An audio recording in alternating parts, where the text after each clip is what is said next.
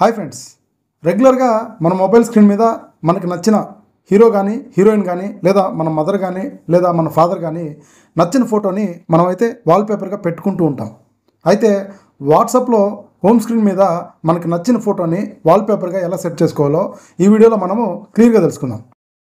మనకి నచ్చిన వాల్పేపర్ని హోమ్ స్క్రీన్గా పెట్టుకోవాలంటే ముందు మన ఫోన్లో డార్క్ మోడ్ ఎనేబుల్ చేసుకోవాలి. కిందకి ట్యాప్ చేస్తే ఇక్కడ ఫోన్లో ఆప్షన్లో డార్క్ మోడ్ అనేది ఇది ఎనేబుల్ చేసుకున్న తర్వాత ప్లేస్టోర్లోకి వెళ్ళి డిజైనర్ టూల్స్ అని సెర్చ్ చేసిన తర్వాత ఇక్కడ డిజైనర్ టూల్స్ ప్రో అనే యాప్ ఒకటి ఉంటుంది. సో దీన్ని ఇన్స్టాల్ చేసుకోండి.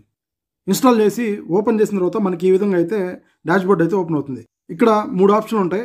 లాస్ట్ వన్ మాకప్ ఓవర్లైన్ ఉంటుంది. సో దీన్ని సెలెక్ట్ చేసుకోండి. ఇక్కడ మనకి మాకప్ ఓవర్లైన్ ఉంటుంది. సో దీన్ని ఆన్ చేసుకోండి. ఆన్ చేసుకున్న తర్వాత ఇక్కడ నోటిఫికేషన్ కొన్ని అలౌ చేయండి.